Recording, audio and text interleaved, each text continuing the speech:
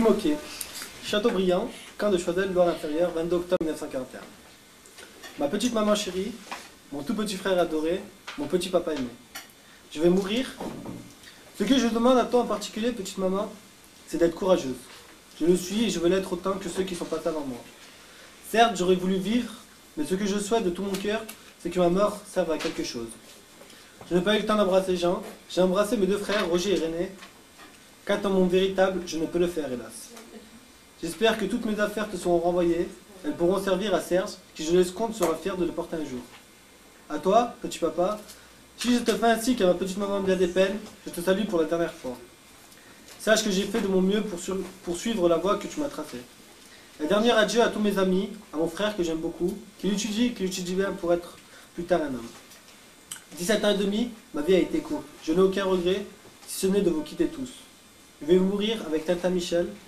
Maman, ce que je te demande, ce que je veux que tu me promettes, c'est d'être courageuse et de surmonter ta peine. Je ne peux pas mettre davantage, je vous quitte tous, toutes, toi maman, c'est Serge, papa, en vous embrassant de tout mon cœur d'enfant. Courage, votre Guy qui vous aime, Guy. C'est bon? J'ai été dépassé par l'événement. Il semble que tu aies distingué deux moments, un moment où on veut rompre, et puis un moment où on veut se réconcilier finalement. Ouais. Mais pour ça, il faut faire un bout de chemin seul, c'est l'impression que ça donne. Oui, c'est ça en fait, c'est que je pense que l'adolescence, pour être un adulte construit et de nos propres idées, il faut qu'on puisse découvrir des idées, des choses de nous-mêmes, et pas les découvrir parce que nos parents, notre famille nous ont dit que ça c'était bien et qu'il fallait aller voir ça, regarder ça, penser ça. D'accord. Et donc au bout du chemin, il n'est pas contradictoire de reconnaître que finalement ce qu'ils nous disaient était parfaitement fondé. Bah oui.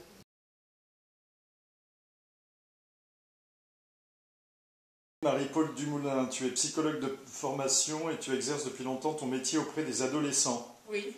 Mais tu as aussi l'expérience d'une mère de famille. Oui. Je voudrais savoir comment tu problématises le rapport de l'adolescent à autrui à partir de cette double expérience. Et commençons, si tu veux bien, par le rapport de l'adolescent à ses parents. C'est possible d'aborder le sujet de cette façon-là quand les parents sont suffisamment costauds pour se suffire, on va dire, entre guillemets, à eux-mêmes, pour aimer, entourer et éduquer l'adolescent. Ça n'est plus possible de parler de la relation adolescent-parent dans les cas qui sont assez fréquents, c'est ce que j'ai connu dans mon travail à l'hôpital, dans les cas où les parents ne tiennent pas le coup et qu'ils ont besoin de tout l'environnement éducatif, soignant, etc. Là, il est très visible que l'adolescent a une relation avec ses parents conditionnée par tout l'environnement social. Ils ont absolument besoin, dans certains cas, qui sont nombreux maintenant, ces parents-là ont absolument besoin d'être portés, soutenus, aidés, compris, et en même temps, ils sont complexés de demander de l'aide.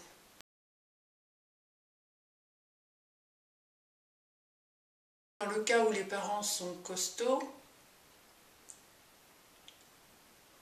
là, je veux dire, c'est la situation classique qu'on décrit dans les livres, c'est la crise d'adolescence. Je les embête pour voir jusqu'où on peut aller, où sont les limites, s'ils vont tenir le coup, et qu'est-ce que je vais pouvoir obtenir. Donc c'est un rapport de force qui est très sain, qui peut être très rigolo, qui n'est pas toujours très rigolo parce qu'il est très fatigant, mais c'est la façon qu'on peut souhaiter la meilleure pour les parents et les enfants, et qui permet aux jeunes de devenir grands, Enfin, moi, j'en ai un souvenir avec mes enfants. Il y a des jours où on est vraiment fatigué parce que la demande est dévorante. Ils exigent, on a les jeunes qu'on mérite aussi dans notre société, c'est-à-dire que la consommation, ils en sont le symptôme, mais ça vient du monde des adultes. Ils exigent des vêtements très chers, quelle que soit la bourse de leurs parents d'ailleurs. Ils ne veulent pas le savoir. Après 68, j'avais la vague idée que si je ne les embêtais pas, qu'ils seraient des enfants merveilleux de spontanéité, de créativité, d'imagination. Alors ça a été pratiquement vrai, au total, mais la possibilité de vivre avec est assez réduite quand même, parce qu'ils sont un peu sans limite. Voilà, ça vient de mon éducation 68 ça.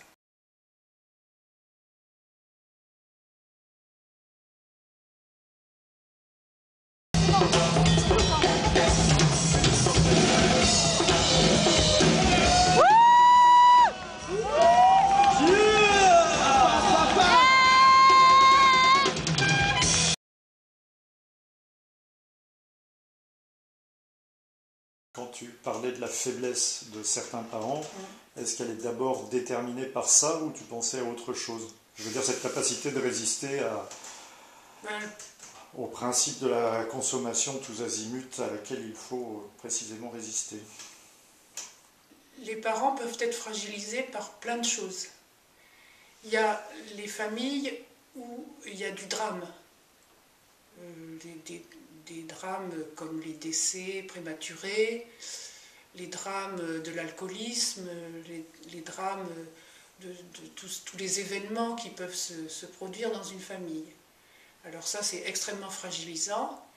Et l'énergie qu'on met en tant qu'adulte à se sortir du pétrin, on ne la met pas dans l'éducation des jeunes.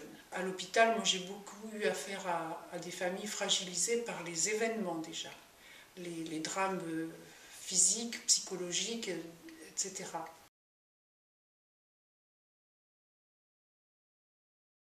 Jimmy, qu'est-ce que tu fais?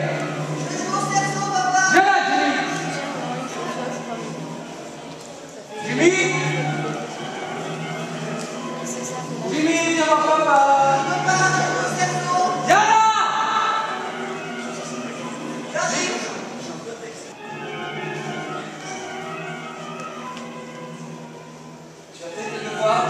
Bien sûr, papa. Tu as appris ton poème? Oui, papa. Je ne voudrais pas crever avant d'avoir eu sa bouche. Mon coup de main. Papa, je n'y arrive plus. Je vois bien. Tu sais ce que tu mérites? Oui, je sais, papa. Bien sur mes genoux, mon fils.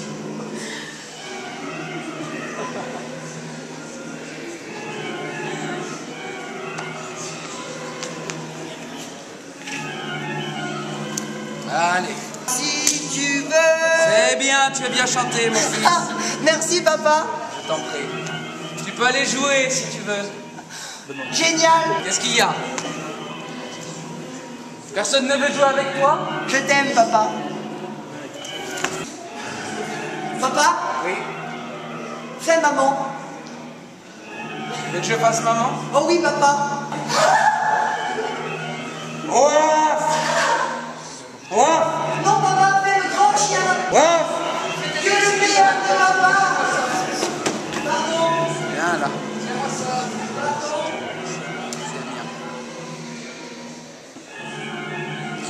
Tu sais où est maman?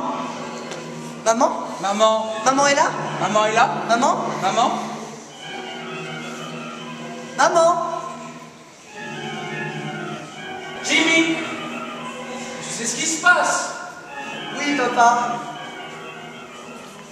Jimmy, pourquoi tu me regardes comme ça, Jimmy? Maman? Oui. Pose ça, obéis à maman. C'est la voix de maman, papa. Tu n'es pas un bien garçon, Jimmy. Pose ça doucement, tu vas te blesser. Chérie, pourquoi il me regarde comme ça? C'est maman. Dis-lui d'arrêter de faire peur. Toi et Corinne, demande-lui de poser ça. Julie, non! Pourquoi tu ne me dis rien? Pourquoi tu ne bouges pas? Julie, non! C'était génial. Jimmy, tu as oublié ton cerceau!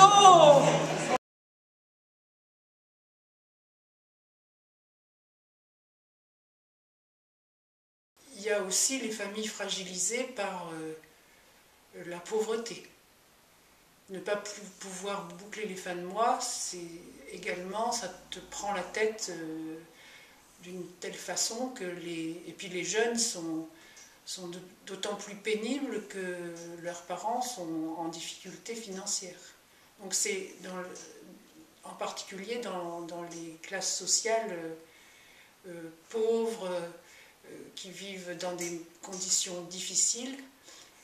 Là, c'est très dur de faire face aux jeunes, à leurs demandes, à leurs exigences. Il n'y a pas la présence. Et puis, il y a les familles qui ont des problèmes d'intégration et qui se trouvent arrivées en France avec des valeurs qui sont celles de leur culture et qui se heurtent à notre mode de vie occidental, relativement inacceptable. Je veux dire, l'égalité entre l'homme et la femme, par exemple, pour certaines cultures, la façon dont les assistantes sociales imposent ces normes-là, parce que c'est des valeurs de notre Occident, auxquelles j'adhère, mais je constate que ce n'est pas évident pour tout le monde. Et j'ai vu vraiment des assistantes sociales casser des pères de famille parce qu'elles ne pouvaient pas envisager le mode de statut des pères en question, qui étaient peut-être trop macho, trop ceci, trop cela, mais qui ont été cassés par la façon dont ils étaient jugés par les services sociaux.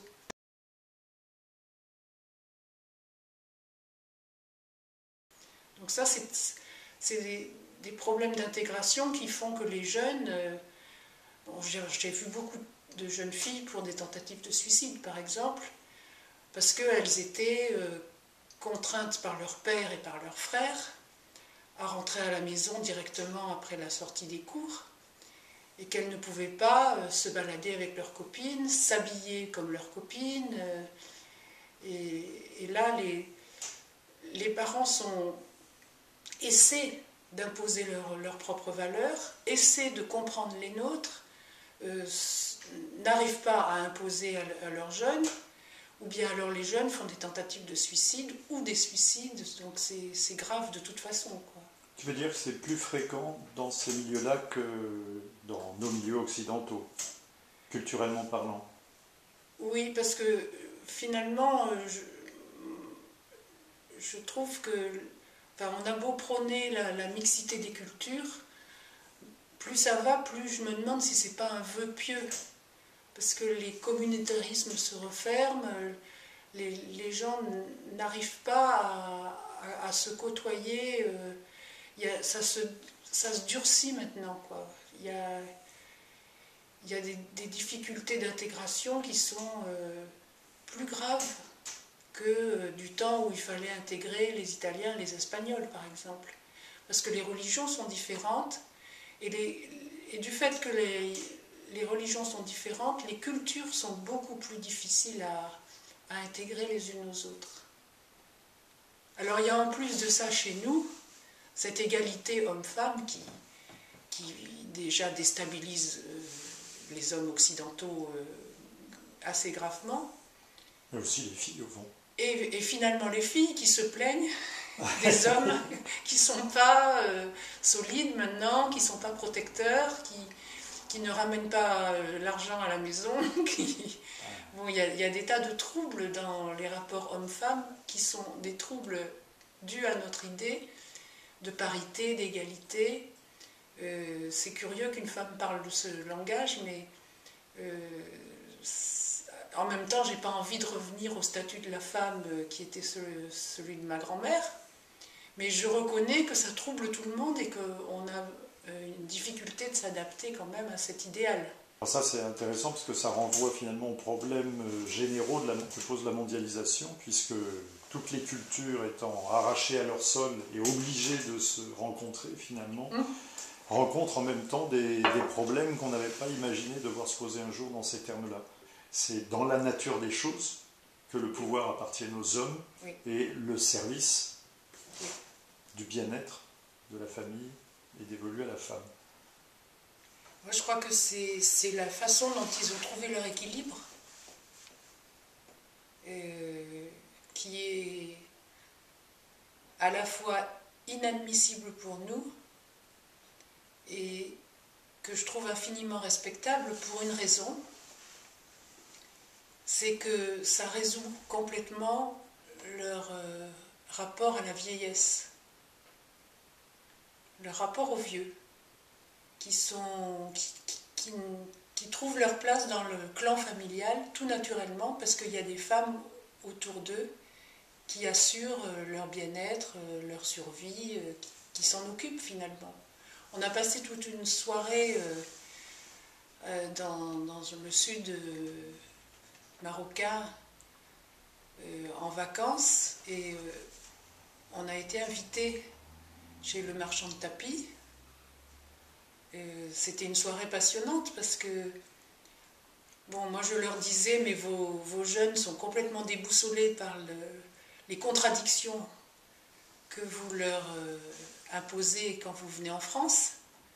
J'ai trop vu de tentatives de suicide, et en particulier chez les filles. D'ailleurs, uniquement chez les filles. J'ai jamais vu un garçon avec une tentative de suicide. Tiens. Et ce que vous leur imposez comme contradiction en les envoyant au lycée et en voulant qu'elles aient des diplômes à la française, et en même temps en les séquestrant à la maison, en les empêchant d'avoir des copines, etc., c'est grave. Donc un jour ou l'autre, ça va forcément évoluer. Bon, ils m'ont répondu, peut-être qu'il y a ce problème à régler, mais en tous les cas, vous n'êtes pas plus avancé avec votre façon de traiter les personnes âgées. Vous les parquez dans des maisons de retraite où il n'y a que des vieux complètement sinistres, c'est lamentable, et vous n'avez pas du tout résolu cette question-là parce que les femmes ne s'occupent plus de rien. Et donc voilà, enfin, c'est les confrontations qu'on a eues. C'est très intéressant ça. Il me semble qu'une civilisation est belle si elle s'occupe des personnes âgées.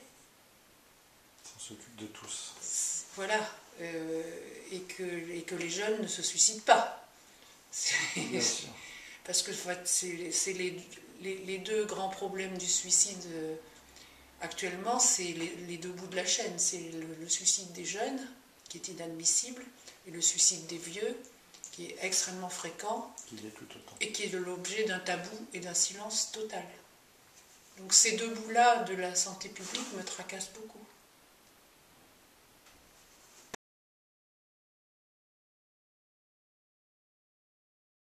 Les jeunes filles se suicident-elles parce qu'elles ont des problèmes avec les garçons, ou est-ce que c'est toujours plutôt de l'axe vertical parent-enfant qui prévaut dans ces cas? C'est les deux, l'axe parent-enfant et puis les amours. Je pense au problème des filles. Elles ont... Bon, elles sont carrément différentes des garçons dans les premières relations amoureuses. Elles sont très sentimentales à 15 ans. Elles aiment pour la vie. C'est des grandes passions très très romantiques. Le garçon, lui, il est taraudé par son problème d'expérience sexuelle.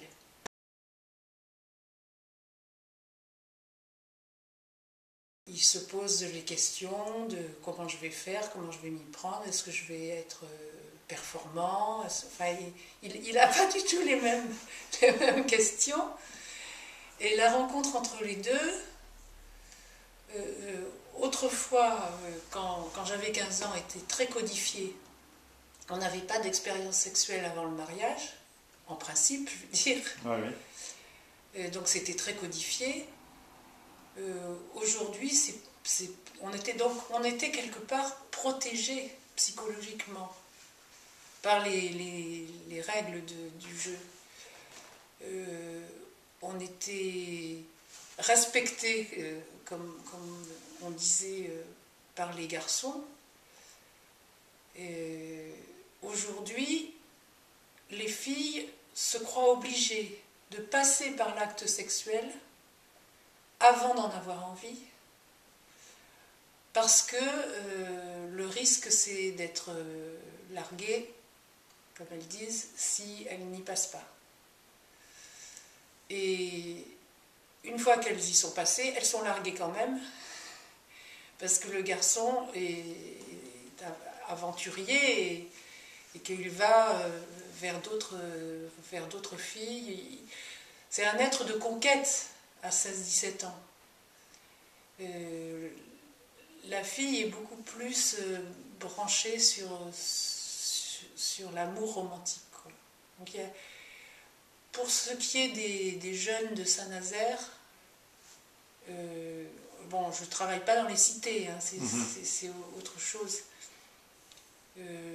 C'est l'observation que j'ai pu faire. Maintenant, les garçons, c'est plus subtil que ce que je raconte, parce qu'ils se défendent d'être anti-romantisme, ils se défendent d'être dans la performance sexuelle.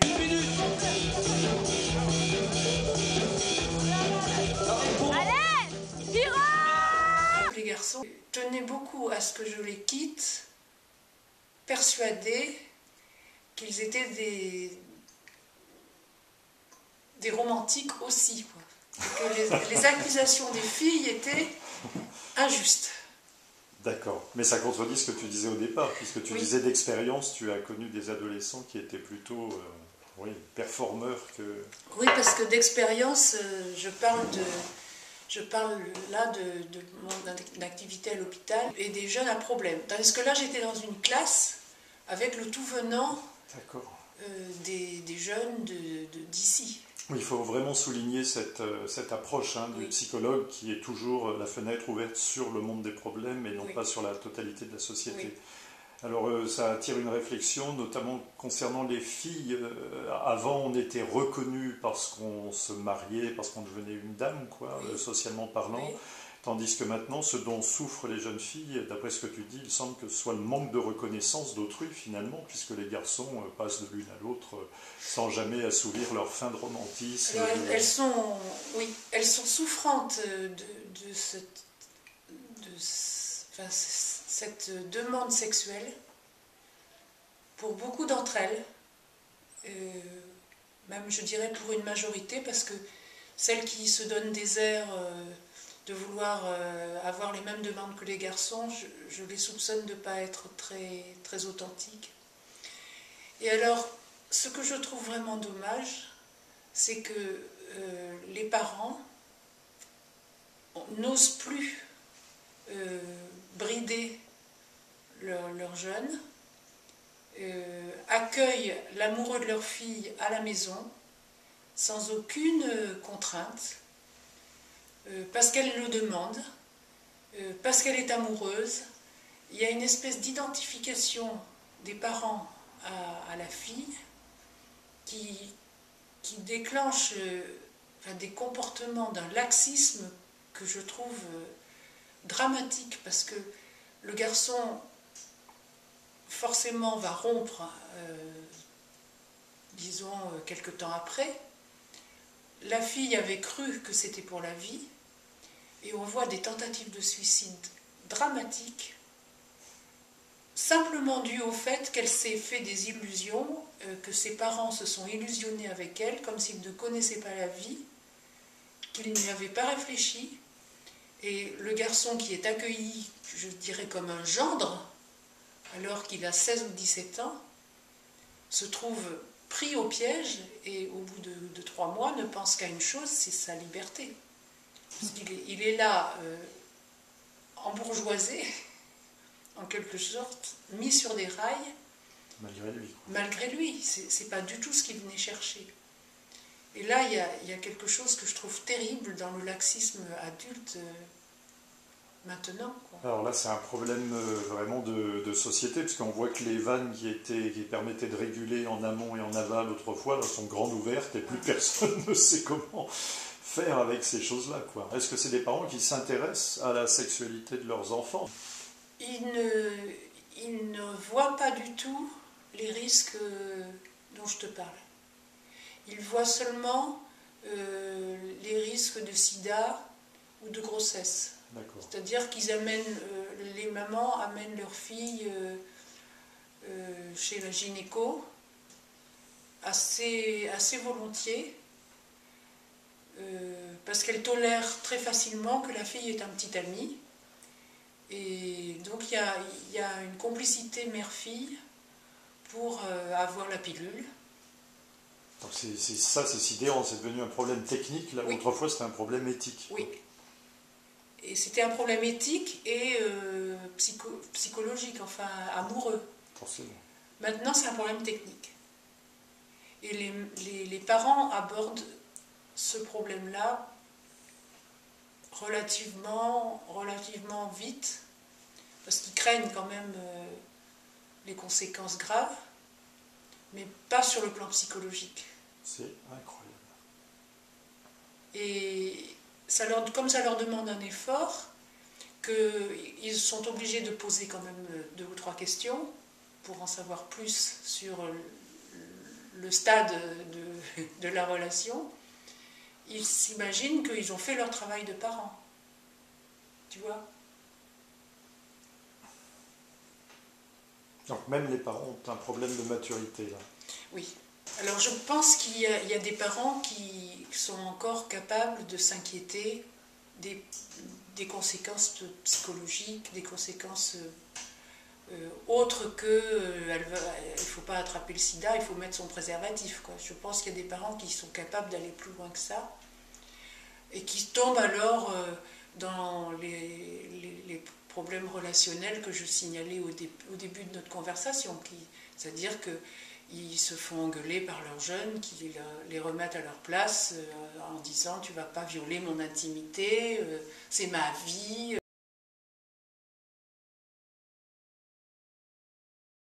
C'est pas facile, le monde change très vite et les parents n'ont pas connu les libertés dont bénéficient leurs enfants, ni le mode de vie.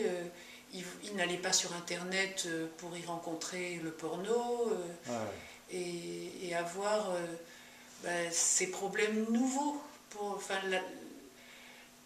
C'est la première génération qui ne peut pas s'identifier vraiment aux enfants. Et c'est la première génération d'enfants qui ne peut pas recevoir une expérience parentale comme autrefois, de génération en génération, on transmettait. Ouais. Et maintenant, je dirais presque avec Internet, c'est un bon exemple. Oui, c'est le meilleur. Il y a un fossé. Terrible.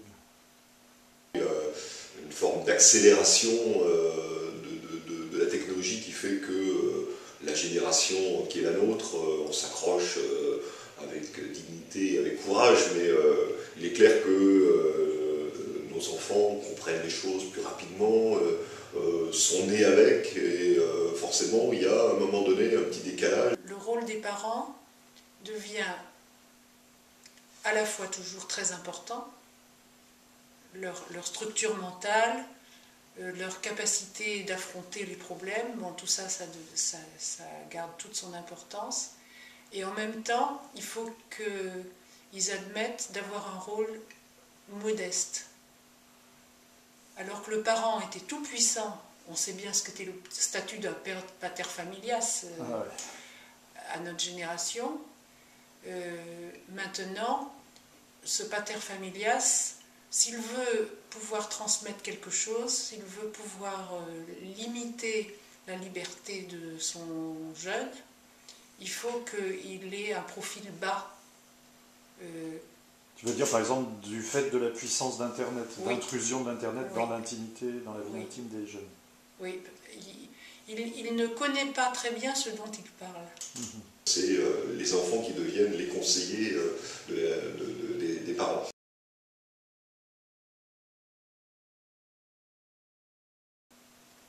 Alors qu'autrefois, il était supposé savoir bien plus que son adolescent. Même sexuellement, il peut très bien ne pas connaître, n'avoir les expériences ou avoir vu les images que son jeune a pu voir sur Internet. Donc,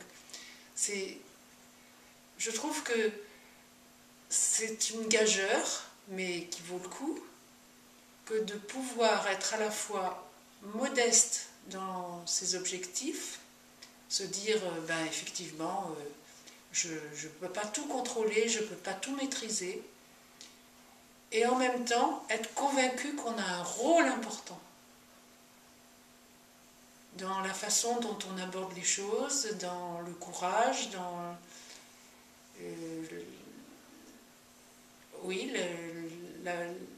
la modestie, et d'avoir aussi la disponibilité pour s'informer. Je pense que c'est compliqué de limiter l'accès à Internet, et en même temps, il faut absolument, ça me paraît être un devoir de s'informer sur ce qui s'y passe, quand bien même on n'a pas les compétences, les talents.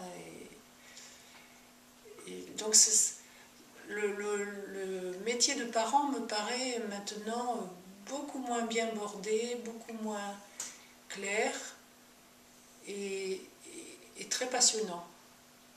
C'est un vrai boulot de polytechnicien ce que tu demandes là. C'est vrai qu'on passe là à une notion du devoir qui est tout à fait nouvelle.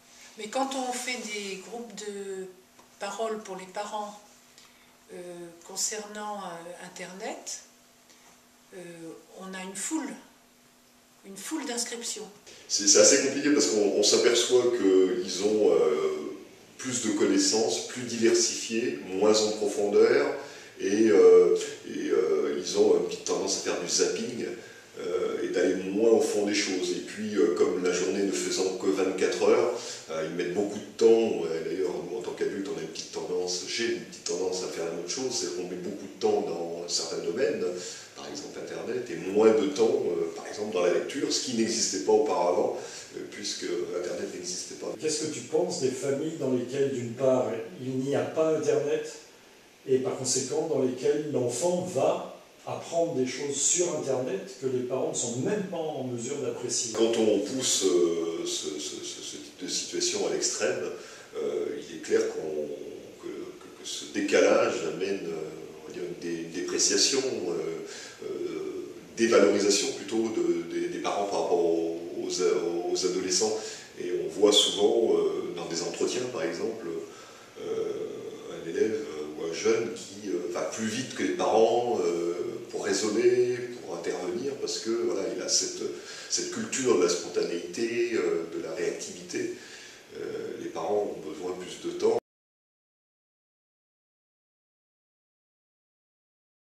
Ceux qui viennent, c'est des parents qui sont là pour se réconforter sur leur droit d'exercer une autorité. Leur droit de mettre des limites. Ils sont très inquiets là-dessus parce que ils craignent, alors là c'est attendrissant, mais c'est une véritable angoisse, ils craignent la rupture avec les jeunes, voire des violences ou des tentatives de suicide. Mais la crainte principale, c'est la crainte de la rupture. De n'être plus reconnus par leurs enfants. Oui.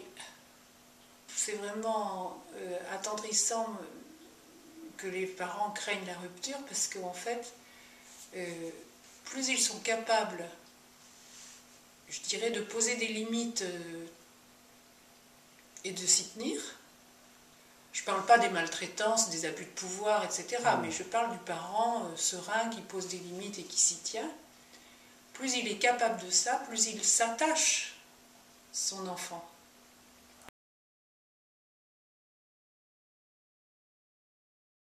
J'ai une image du travail en pédiatrie qui m'a toujours beaucoup plu. C'était les fugues. Les jeunes étaient hospitalisés pour des troubles du comportement, mettons. Parce qu'on nous prévenait d'avance que c'était la police qui venait les amener, qu'il fallait les garder à l'hôpital et les empêcher de fuguer.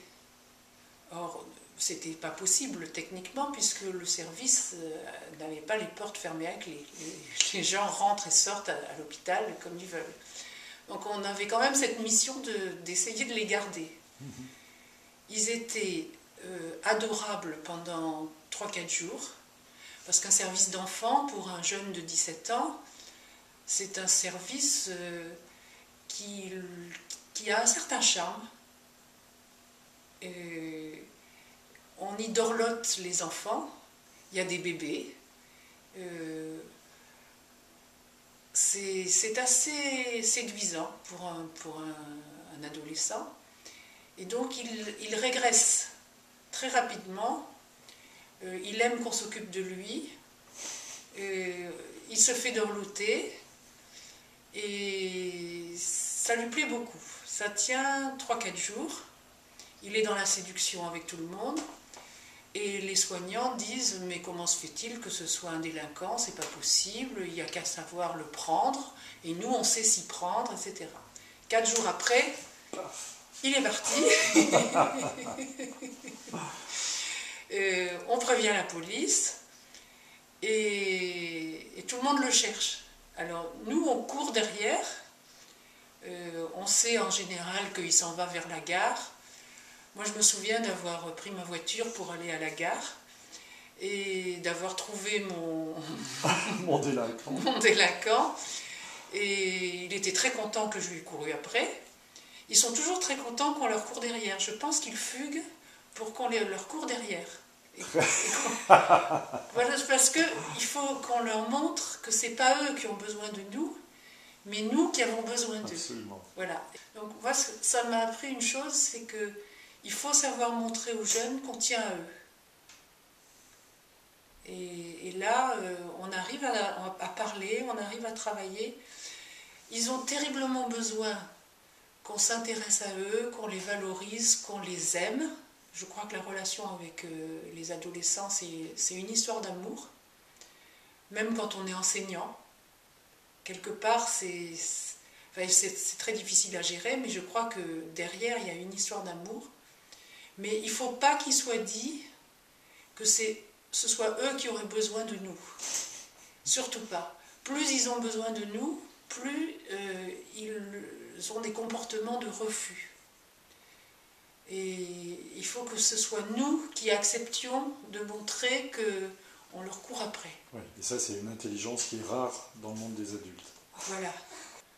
Ça nous crée une maturité parce qu'il faut accepter d'être détesté, d'être pris pour un vieux ringard. Je me souviens de filles se levant dans mon bureau, claquant la porte en disant « me prends la tête celle-là ». Voilà. Et j'étais abandonnée sur mon siège à mon triste sort. Et elle remontait dans sa chambre et je lui courais après et on pouvait reparler dans sa chambre.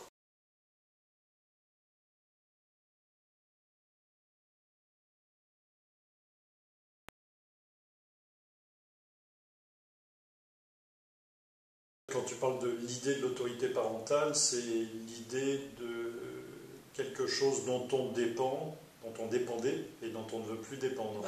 Qu'on en dépendait sans le vouloir, Bien sûr. puisque c'est comme ça, et qu'après, effectivement, à l'adolescence, on peut avoir plus nos idées, nos parents ayant confiance à cause de l'âge, parce qu'on grandit, vont nous laisser un peu plus de liberté pour justement pouvoir découvrir les choses nous-mêmes. Mon expérience m'a convaincu que même les relations familiales sont fragiles, en ce sens que s'il n'y a pas d'affection réciproque entre autres les enfants et les parents, la relation s'interrompt, quoi, carrément. Je veux dire par là que moi j'ai eu personnellement des relations difficiles avec mes enfants, probablement parce qu'il n'y avait pas assez d'affection dans la famille, et probablement parce qu'on a mal réglé ce problème d'échange, d'affection. Je ne crois pas que l'affection des parents pour leurs enfants n'a qu'un temps s'il n'y a pas une réciproque, quoi. Voilà.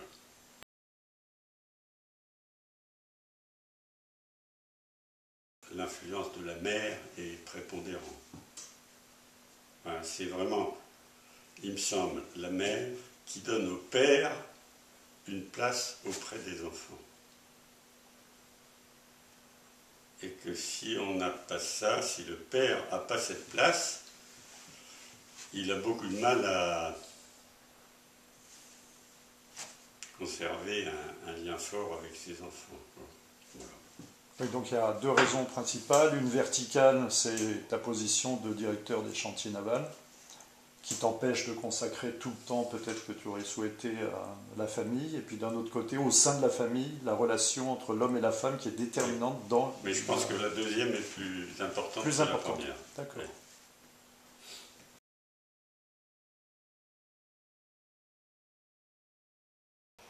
J'adhère pas tout à fait à cette vision. Il me semble que la relation aux enfants, père, mère et enfant, c'est une trinité. Effectivement, chacun a sa place. Ce qui est difficile, je crois, pour le père comme pour la mère, c'est d'en avoir conscience de cette complémentarité. Si dans le couple, dans la cellule familiale, il y a un rapport qui est, on va dire, équilibré avec la mère, en tout cas dans notre cellule familiale, la fille est venue on va dire, en complément et sur le pôle féminin de la cellule familiale. Donc voilà, elle est venue dans l'harmonie qui était antécédente à sa venue. Le garçon est venu à un moment donné dans son histoire et dans la mienne un peu en concurrent, quoi. Celui qui à la fois voulait tuer le calife et aussi voilà, celui qui représentait un autre mal dans la maison, quoi. Donc d'où combat des chefs par moment, qui était parfois symbolique, parfois sous plan de la plaisanterie, mais parfois qui pouvait devenir virulent et qui amenait des frictions, quoi. Parmi mes 3 enfants, celui qui était le plus proche, enfin que je sens plus proche, c'est mon fils, avec qui j'ai l'impression d'avoir une connexion, j'ai l'impression de savoir ce qu'il pense sans qu'il ait besoin de le dire. Il m'a aidé à avoir un regard sur moi-même, à accoucher de ce que je peux représenter pour les autres. Et celle qui me paraissait la plus différente, et sûrement celle qui m'aide le plus encore aujourd'hui. Voilà, la dernière.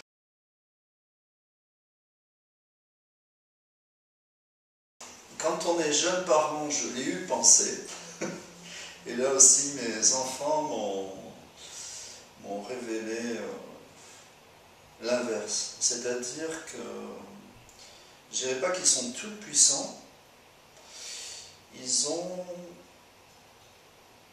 assumé ce qu'ils sont. Et la toute-puissance vient à la limite de l'effort de l'être. C'est-à-dire le travail sur soi-même pour, il me semble, trouver un équilibre Et à ce moment-là, on a, il me semble, une certaine influence sur ses enfants. Enfin, la toute-puissance, j'y crois pas. Et en plus, enfin, j'y crois pas, et j'espère que je l'ai pas. Voilà. Parce que ce qui me plaît le plus dans la relation à mes enfants, c'est quand je vois qu'ils n'ont plus besoin de moi. Tu es un homme de pouvoir, ou du moins tu l'as été, et tu m'as dit l'autre jour que le pouvoir attirait les femmes. Comment expliques-tu que les adolescents ont tendance plutôt à s'en écarter ou à le contester? Je pense que il me semble que ça vient du fait que dans beaucoup de cas, les parents, comme les responsables de l'autorité, enfin, les gens qui ont du pouvoir, ils n'assument pas leur position d'adulte, quoi. Il me semble la difficulté aujourd'hui pour les parents, elle est aussi augmentée du fait que l'environnement de la société en général a plutôt tendance à disqualifier les parents, quoi. Voilà. Ils sont pas aidés par la société telle qu'elle tourne, quoi. Pour moi, il n'y a pas de doute. Le rôle des parents actuellement, le rôle éducatif des parents actuellement, il est beaucoup plus difficile que du temps de mes parents, quoi. C'est évident. On était beaucoup moins contestataires. On faisait ce qu'on nous disait de faire. Mais alors pour toi, d'où vient ce phénomène justement, cette capacité de plus en plus générale à tout contester, tout remettre en question? Ça, c'est une vraie question. C'est une question pas facile. Parce que dans ta bouche, ça ressemble à un danger qui croît. Ouais. Je crois que c'est venu de la facilité, quoi. De la facilité de la vie, enfin, de tous les moyens supplémentaires qu'on a donnés aux individus pour ne plus avoir faim, quoi. On peut dire quand même maintenant qu'en gros, plus personne n'a faim dans notre pays, quoi. Alors que moi, quand j'ai commencé à travailler, les ouvriers, ils avaient vraiment du mal à boucler les fins de mois, quoi. C'est d'ailleurs, dans ma génération, c'est ce qui nous a, en tout cas en ce qui me concerne, ce qui nous a motivés pour bosser et pour essayer d'améliorer le sort de tout le monde, quoi, le sort matériel. Alors évidemment, on a amélioré le sort matériel, mais sur le plan du fonctionnement de la société, a posteriori, on se pose des questions, quoi. Est-ce que tu veux dire qu'autrefois, la majorité des gens avaient comme souci de finalement satisfaire les besoins, tandis qu'une minorité s'occupait de leurs désirs? Oui. Maintenant, tout le monde accède au niveau du désir, a des désirs, et par conséquent, c'est la foire. C'est ça que tu dis? Oui. Ça peut s'expliquer par le fait que l'amélioration de la culture et l'amélioration donc du niveau de réflexion des gens, qui ont le temps de réfléchir, de s'informer, etc., rend les inégalités insupportables. Alors qu'avant, des inégalités beaucoup plus fortes qu'aujourd'hui étaient acceptées dans la société, quoi. Ça, on a l'impression que le rapprochement des conditions de vie, au lieu de régler le problème de l'envie, il l'augmente. Voilà. Tout le monde se dit pourquoi pas moi, quoi. On est à notre époque complètement surpris que le système de la royauté héréditaire ait duré aussi longtemps avec les inégalités qui l'accompagnaient, quoi. On ne comprend pas. Est-ce que ce n'est pas dû à l'essor de la technique qui a permis finalement à chacun de vivre dans des conditions qui étaient celles des rois autrefois? Je ne sais pas, vivre dans un château, une maison chauffée avec l'information qui vient à la maison, etc. Tout ça a transformé profondément la donne, hein. Oui. Sitôt que chacun dispose de tout ce qui permet de satisfaire justement les besoins élémentaires, tout le monde se met à désirer. Or, il y en a qui désirent sans savoir, puis il y en a qui désirent avec le savoir en plus. Et évidemment, ça n'a pas la même allure. C'est peut-être ça qui fait toujours la distinction entre les vrais aristocrates, ceux qui savent vivre, et puis ceux qui soit survivent, soit vivent mal finalement, puisqu'ils sont frustrés et l'expriment de toutes les façons possibles. Alors, est-ce qu'il faut... en fait, le problème de nos sociétés, il me semble, c'est quand même d'arriver à faire émerger une élite compétente et assumant bien son autorité, quoi. Et que quand on voit aujourd'hui la disqualification des hommes politiques dans la tête des individus,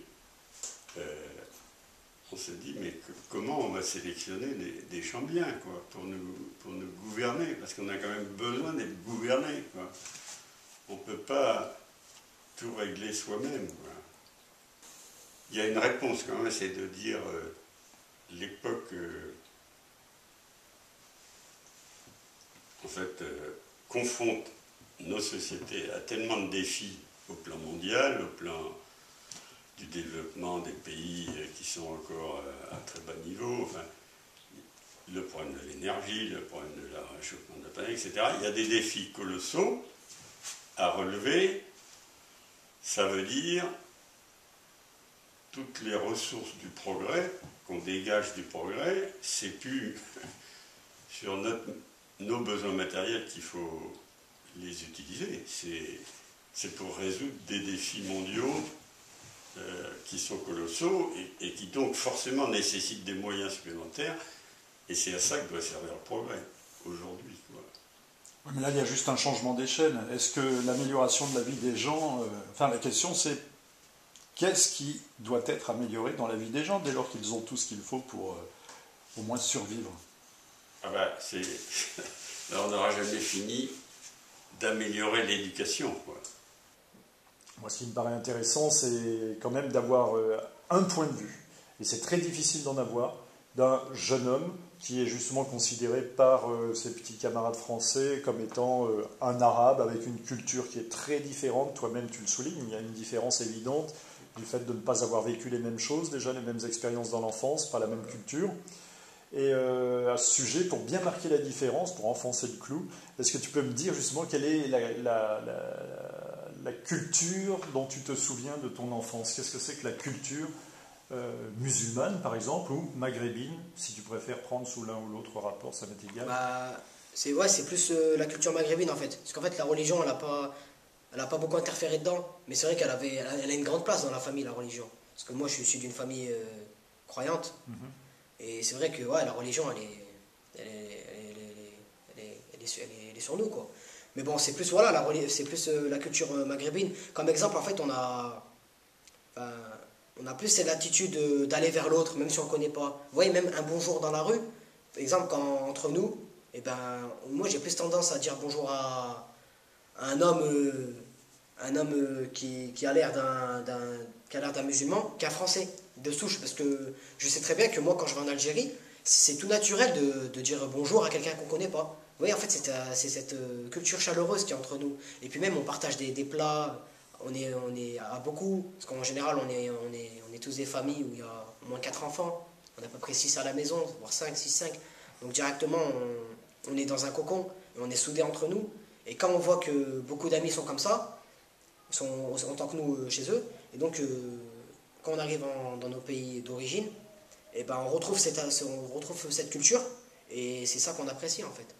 D'accord, mais dis-moi ça, je pourrais t'objecter que chez nous c'est la même chose. Moi quand dans mon village, à la campagne, là-haut à la Mure, quand je croise quelqu'un, même si son visage ne me dit rien du tout, je lui dis bonjour. Donc ça c'est pareil. Par contre j'ai grand plaisir, moi, à dire bonjour à l'étranger, quel qu'il soit. Exactement. Alors qu'est-ce qui te retient? Est-ce que c'est pas une forme de racisme qui te retient de dire bonjour également à l'inconnu qui est blanc ou jaune ou autre? Non, c'est pas ça, je vais vous dire pourquoi. C'est parce qu'en fait par le passé, je vous jure, je vous mens pas parce qu'il y a la caméra ou quoi, mais beaucoup de fois, on a essayé, monsieur, de s'intégrer. Honnêtement, on a essayé. Tu veux dire de dire bonjour à l'inconnu? De dire bonjour à des gens qu'on ne connaît pas, ou bien de proposer à une dame de lui tenir son sac, ou bien de lui monter ses courses ou quoi. Mais très vite, les gens ils se sont braqués. Et des fois, c'est pas à cause des gens. Parce que déjà, ces gens-là, c'est des personnes âgées. Et ils regardent que la télé. Et la télé, ils font que nous taper dessus. Donc forcément, ils ont peur. Moi, plein de fois, j'ai voulu dire bonjour à des Italiens dans mon quartier. Et plein de fois, ils m'ont jamais rendu bonjour. Hein. Ah ouais? Mais oui, mais plein de fois. Et comme par hasard, par contre, quand là, je marchais avec mon père, là, l'homme, il se permettait de me dire bonjour. Vous voyez? En fait, il y a cette attitude. Et nous, on s'est sentis vexés. Alors forcément, on se sent rejeté, on reste entre nous. Et plein de fois, monsieur, c'est normal, ouais, ça fait partie de l'adolescence. Non, mais tu finis par te braquer, c'est exactement, nous-mêmes on s'est braqués, en fait, c'est pas de notre faute à la base. Je vous jure, c'est à cause d'eux. C'est parce qu'aussi, plein de fois, on marchait. Moi, combien de fois, à chaque fois, je marchais à côté d'une dame âgée, elle a tenu son sac. Ou bien quand je dis bonjour, on me répond pas, ou je sais pas, tout de suite, quand je rentre dans un magasin, on me regarde, même le vigile, les vigiles des magasins. Tout de suite, quand. Pourtant, il est musulman, enfin, il a l'air musulman, vu qu'il est maghrébin. Tout de suite, quand on rentre, il y a une bande de Français de souche, il y a une bande de musulmans. Au lieu de nous montrer que nous aussi on est Français, et que pour une fois, il peut peut-être aller regarder ce que font les Français de souche, non, tout de suite, ils nous regardent. Alors qu'on ne s'attarde pas dans le rayon, hein. On prend ce qu'on a à faire et on repart, on paye. Pourtant, il nous connaît. Mais vous voyez, c'est la France, il est comme ça.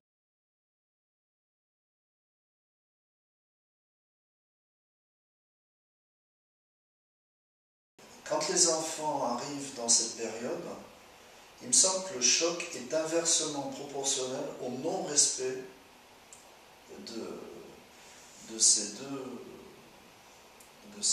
deux aspects.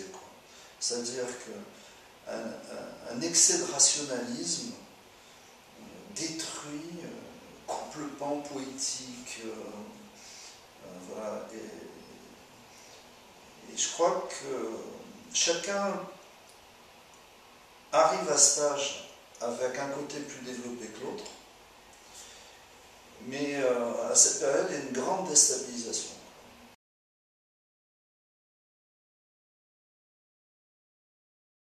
Oui, mais en même temps, est-ce que tu n'es pas émerveillé justement de pouvoir avoir l'occasion de discuter avec d'autres gens? Parce qu'on apprend des choses. C'est comme, je sais pas, c'est un exemple, les courses philo.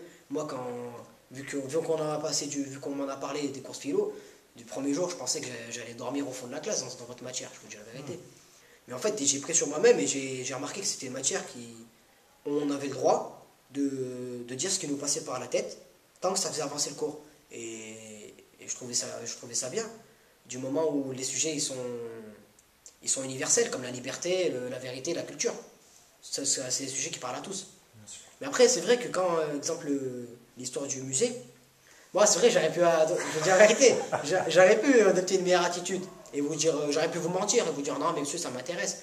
Mais après, en fait, moi, je voulais vous montrer que, je voulais faire passer un message, en fait, pour vous dire que nous, on n'a pas grandi comme ça, monsieur. Moi, pour moi et pour la plupart d'entre nous. Tu veux dire aller au musée, à s'intéresser à des choses. Nous, on n'a jamais eu ça, monsieur.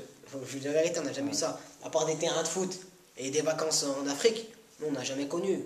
L'hiver, on n'a jamais connu les vacances au ski en famille, on n'a jamais connu les pique-niques, on n'a pas connu de musée. Vous voyez, c'est pas notre culture. Et alors, de l'avoir connu au final voilà, c'est pour ça qu'il y a certains, au final, ça m'a enrichi, et ça m'a permis de voir autre chose. Et ça m'a fait grandir. Je trouve que l'adolescence, c'est comme ça. Donc il y a une partie, on a besoin d'accéder à un certain niveau de rationalité, mais on découvre le monde de façon poétique. Au départ, on est agressé par une image, par un tableau, par une relation aux autres, par une phrase. Voilà. Et donc, il y a un dialogue qui s'établit avec l'environnement. Et je crois que c'est une phase spéciale de la vie, quoi.